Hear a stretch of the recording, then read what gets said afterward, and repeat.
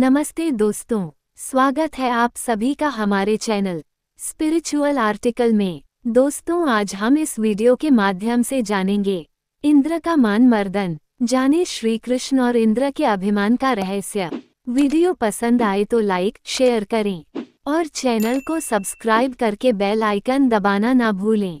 मान्यताओं के अनुसार एक बार स्वर्गलोक के राजा इंद्रदेव को अपनी शक्तियों का अभिमान हो गया था, जिसको दूर करने के लिए भगवान श्री कृष्ण ने एक लीला रची थी।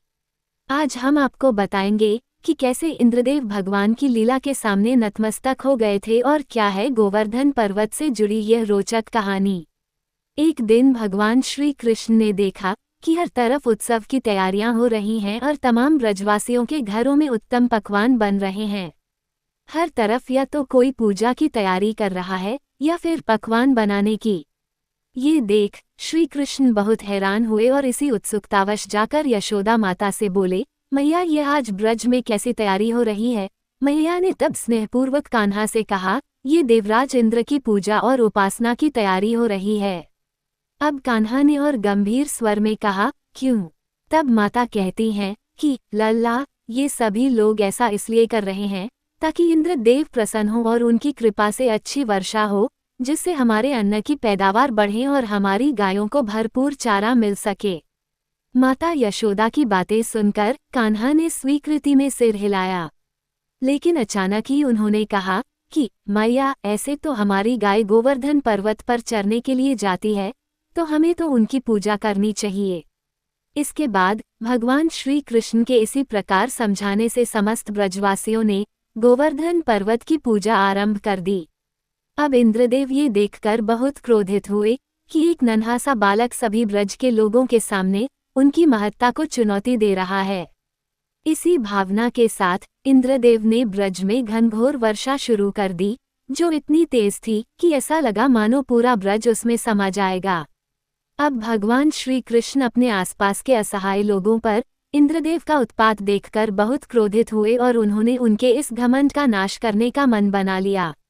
भगवान श्री कृष्ण ने सप्तकोशी परिधि वाले विशालकाय गोवर्धन पर्वत को प्रणाम किया और अपने साथियों की मदद से उन्हें अपनी छोटी उंगली पर उठा लिया। फिर उन्होंने वहां मौजूद समस्त ब्रज के लोगों को उसी पर्वत के नीचे आश्रय भी दिया। जब देवराज इंद्र ने ये देखा तो उन्होंने वर्षा के प्रकोप को और बढ़ा दिया, लेकिन भगवान भी कहाँ रुकने वाले थे। उन्होंने अपने सुदर्शन चक्र से कहा कि आप गोवर्धन पर्वत के ऊपर छत्र बनाकर वर्षा की गति को नियंत्रित कीजिए। फिर उन्होंने शेषनाग से कहा कि आप पर्वत के ऊपर एक मेड़ बनाकर पानी को पर्वत की तरफ आने से रोकिए।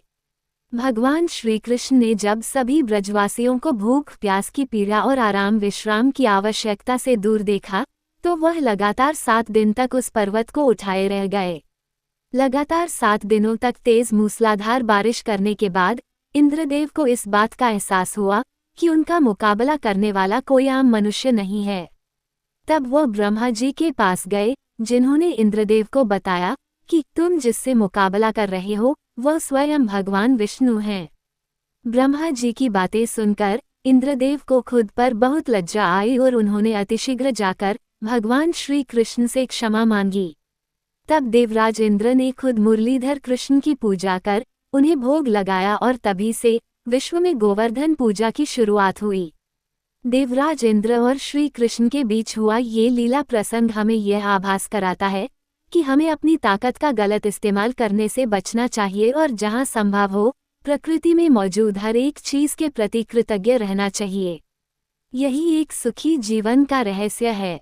दोस्तों, आपको हमारी वीडियो कैसे लगी हमें कमेंट में ज़रूर बताएं। आप किसी देवी देवता के बारे में जानना चाहते हैं तो हमें कमेंट में ज़रूर बताएं। वीडियो पसंद आए तो लाइक शेयर और चैनल को सब्सक्राइब करें। अपना कीमती समय देने के लिए धन्यवाद।